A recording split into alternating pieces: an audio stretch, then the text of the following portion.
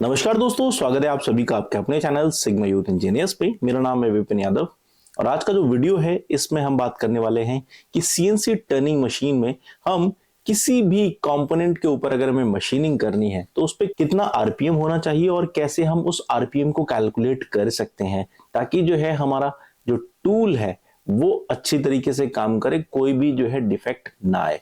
यहाँ पर मैं आपको सारे के सारे जो फैक्टर्स हैं वो सब आपके साथ डिस्कस करने वाला हूं और इसको जो है आप मिस मत करिए। एक एक स्टेप आपको जो है इसमें फॉलो करना है और इसकी जो डिटेल है और जो भी हम डॉक्यूमेंट्स आपको शेयर करेंगे वो सारे के सारे डॉक्यूमेंट्स आपको हमारी जो वेबसाइट है www.sigmayouthenginiers.com इसमें जाकर जो है सीएनसी प्रोग्रामिंग सेक्शन में मिल जाएगा, या फिर आप अगर मोबाइल यूज करते हैं एंड्रॉइड तो वहां पर जो है आप गूगल प्ले स्टोर से हमारी जो एप्लीकेशन है सिग्मा यूथ इंजीनियर्स अकेडमी की वो डाउनलोड करेंगे। उसके अंदर जो है आपको सीएनसी प्रोग्रामिंग सेक्शन में आपको सारे के सारे जो भी डॉक्यूमेंट्स हम यहाँ पर शो कर रहे हैं वो सब आपको जो है वहां पर मिल जाएंगे। ठीक है, तो चलिए फिर मैं आपको जो है पूरी की पूरी डिटेल में आपको समझा देता हूँ कि बेसिकली जो है हम कैसे आरपीएम निकालते हैं।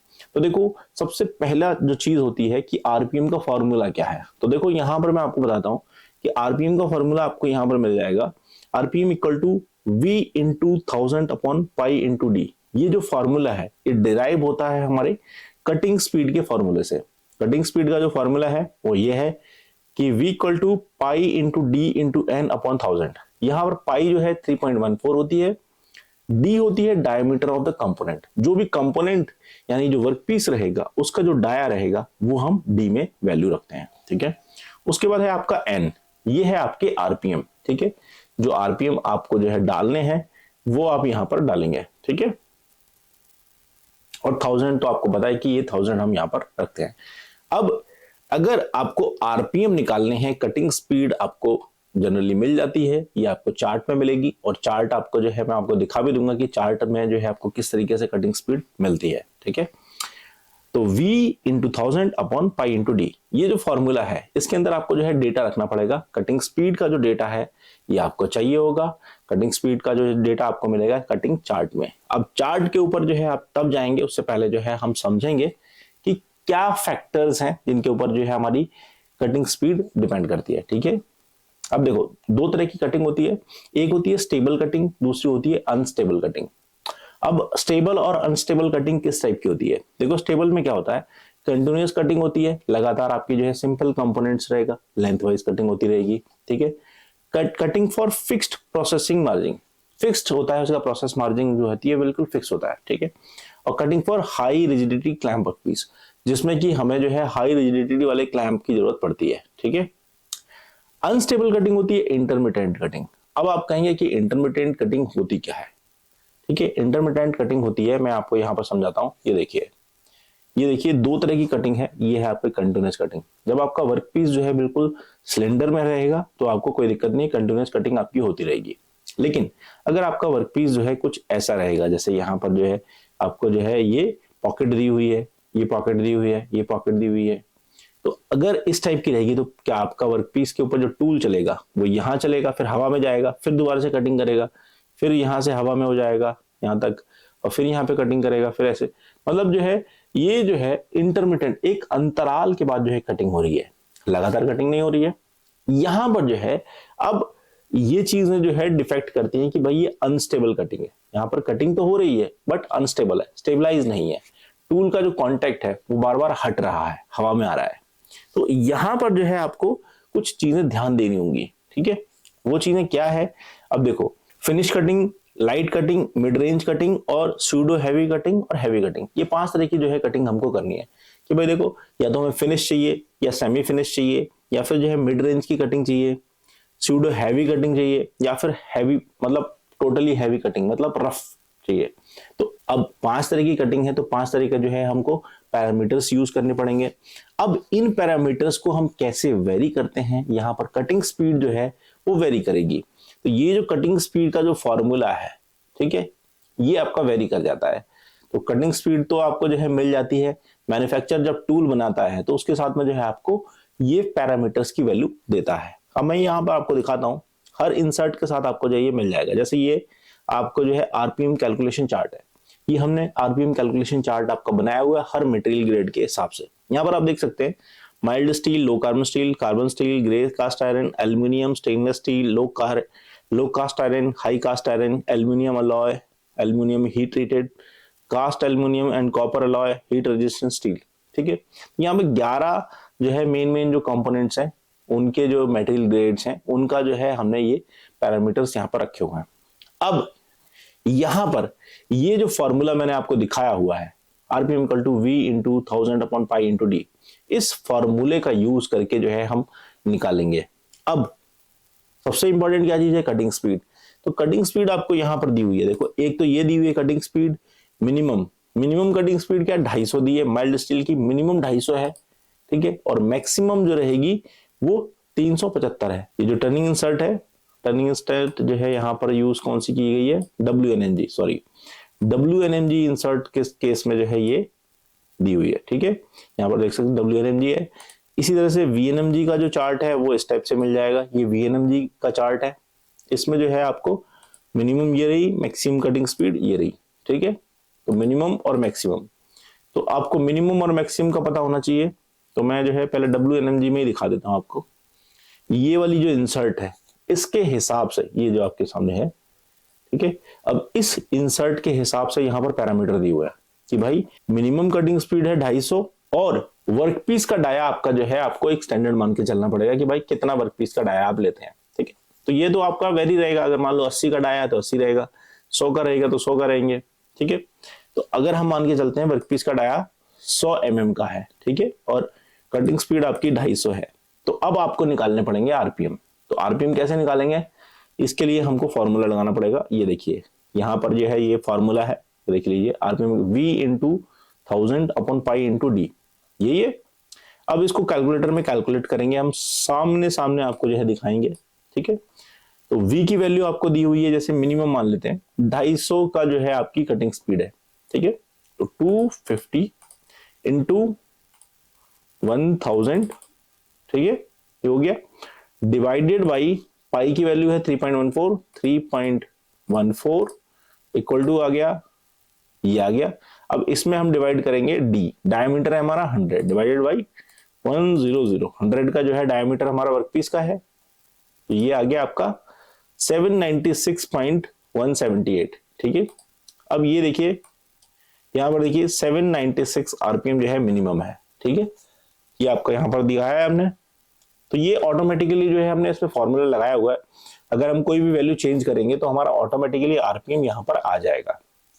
अब जैसे देखिए यहाँ पर 375 जो है maximum RPM, maximum cutting speed है इसकी, तो अब हमें आरपीएम चाहिए, तो आरपीएम क्या दिखाएगा यहाँ पर, ये देखिए मैक्सिमम आरपीएम दिया है 1194। ठीक है, अब ये जो आरपीएम है ये बेसिकली आया कहां से है, ये चीज मैं आपको दिखा देता हूं। ठीक है, यहाँ पे फॉर्मूला लगाते हैं, फॉर्मूले में हम जो है कैंसिल कर दें, मैक्सिमम कटिंग स्पीड देखिए यहाँ पर v इंटू 1000, तो v हो गया आपका 375, 375 लिया यहां से हमने cutting speed, maximum cutting speed into 100,000, ठीक है, डिवाइडेड बाई 3.14 इक्वल टू हो गया ये, फिर डिवाइडेड बाई डायमीटर हमने ले लिया 100 का, तो ये आ गया 1194.26। अब ये देखिए यहाँ पे 1194.26 है, यही चीज हमने यहां से कैलकुलेट की।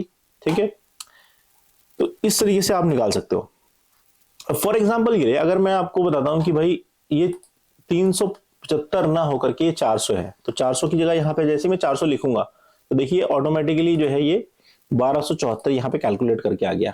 ठीक है, अब जैसे ये 250 है, 250 की जगह पे मैं लिखता हूँ 150, तो देखिए आरपीएम, देखिए मिनिमम आरपीएम क्या है 478 हो गए। ठीक है, और यहाँ पर देखो 150 था, अब 150 की जगह में मैं लिखता हूँ 250, देखिए ऑटोमेटिकली जो है ये वैल्यू यहाँ पर चेंज होगी, क्योंकि यहाँ पर हमने फॉर्मूले फिट करे हुए इस एक्सेल शीट में। ठीक है, इसलिए जो है ये वैल्यूज आ रही हैं। तो आप जो है फॉर्मूले सेट कर सकते हैं अपनी एक्सेल शीट में इजीली, जो है आपको बार बार कैलकुलेट करने की जरूरत नहीं है। ठीक है, अब जैसे कोई भी इंसर्ट आती है आपके सामने, उसकी आपको कटिंग स्पीड पता है, ठीक है, और डायमीटर आपको पता है। अगर डायमीटर देखो जैसे 80 कर देता हूं मैं यहाँ पे, तो भी यहाँ पर जो है वैल्यू चेंज हो जाएगी। देखो 80 गया तो 995 का जो है आरपीएम हो गया। ठीक है, अब यहाँ पर मैं आरपीएम जो है और जैसे डायमीटर डालता हूँ 50 का, तो ये मैंने वर्कपीस 50 का डाला, तो देखो ये आरपीएम देखो इसका 1592 हो गया और इसका आरपीएम हो गया 2548। ठीक है, 400 का जो है कटिंग स्पीड पे ये 2548 हो गया, क्योंकि वर्कपीस का डाया जो है हमने चेंज कर दिया। अब यहाँ पर मैं 100 करूंगा तो ऑटोमेटिकली ये चेंज हो जाएगी वैल्यू, ये देखिए चेंज होगी।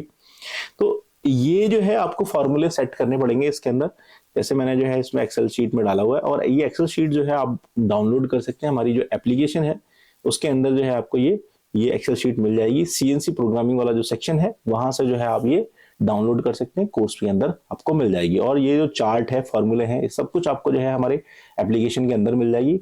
और जो सारा का सारा जो डेटा है, मटेरियल है, वो आपको हमारी सीएनसी प्रोग्रामिंग हैंडबुक 2.0 में भी मिल जाएगा। इससे कि आप जो है इजीली कैलकुलेट कर सकते हैं, और हर प्रोग्रामर के पास जो है बार बार जो है ये सब छोटी छोटी चीजें कैलकुलेट करने के लिए जो है बार बार जो है कैलकुलेटर निकालने की जरूरत नहीं है, आपको सिर्फ और सिर्फ डेटा डालना होता है। ठीक है, कटिंग स्पीड आपको पता है ये है। इसी तरह से देखो, जैसे हीट रेजिस्टेंट स्टील है, यहाँ पर जो है देखो 200 का है इसका। ठीक है, मिनिमम कटिंग स्पीड जो है 200 है, तो इसकी जो आरपीएम है 637 निकल के आई। आप जो है 650 यूज कर सकते हैं या 600 यूज कर सकते हैं। 250 है तो 796 है, यानी कि आप 800 यूज कर सकते हैं। 5 से 10% का जो है वेरिएशन आप कर सकते हैं। अब एक चीज और भी है, हर मटेरियल के हिसाब से आपको जो है ये चार्ट मिलेगा। ठीक है, जैसे देखिए यहां पर जो देखिए मैं आपको दिखाता हूं, आपको ये मिल जाएगा चार्ट। माइल्ड स्टील के केस में आपको ये एक चीज देखनी होगी।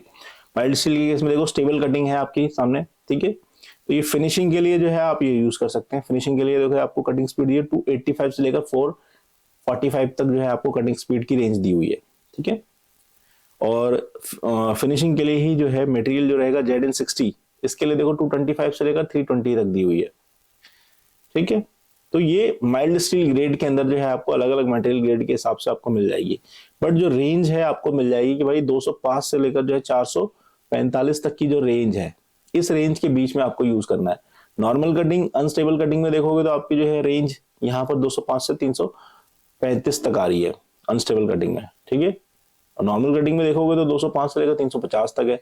लेकिन स्टेबल कटिंग जहां आती है वहीं जो है आपकी कटिंग स्पीड जो है वो बढ़ जाती है, मैक्सिमम रेंज आपकी जो है बढ़ जाती है। ठीक है, तो अब आपको देखना पड़ेगा कि कौन से मटेरियल ग्रेड में है और स्टेबल कटिंग है, अनस्टेबल कटिंग है, उस हिसाब से जो है आपको कटिंग स्पीड की वैल्यू डालनी है। और कटिंग स्पीड की वैल्यू डालेंगे उसी हिसाब से जो है आपको आरपीएम मिलेगा, और आरपीएम जैसे ही मिलेगा उसी हिसाब से जो है आपको फीड और डेप्थ निकालना है। ठीक है, डेप्थ ऑफ कट। तो ये सब चीजें आपको जो है यहाँ पर दी हुई हैं। देखो ये सारी की सारी इंफॉर्मेशन आपको मिल जाती है चार्ट के अंदर, और ये आपको जो है इंसर्ट के हिसाब से एल्युमिनियम अलॉय यूज करते हैं। देखिए यहाँ पर, तो एल्युमिनियम अलॉय के लिए देखो यहाँ पर दिया हुआ है ये रेंज है। कटिंग स्पीड देखो 300 से लेकर 700 तक जो है आपको रेंज मिल जाएगी। ठीक है, ये देख लो। अब इसी तरह से और भी हैं।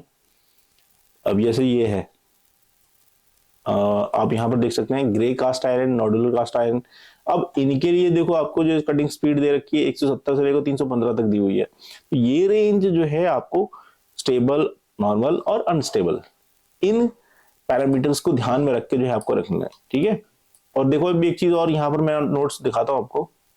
यहाँ देखो, for stable cutting maximum RPM can be use. देखो स्टेबल कटिंग रहेगी, मैक्सिमम आरपीएम आप यूज कर सकते हो।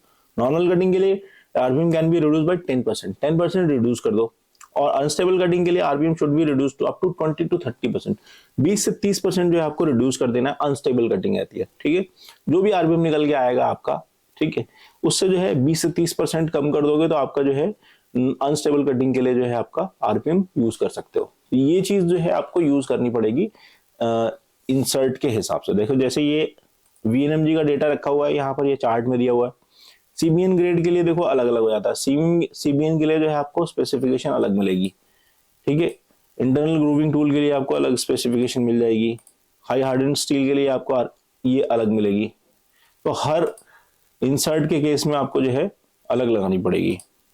ठीक है, तो आई होप ये वीडियो आपके लिए समझ में आया होगा, और ऐसी इन्फॉर्मेटिव वीडियोस के लिए आप हमारे चैनल को सब्सक्राइब कर सकते हैं। अभी के लिए बस इतना ही, मिलता है अगले वीडियो में। Thanks for watching video.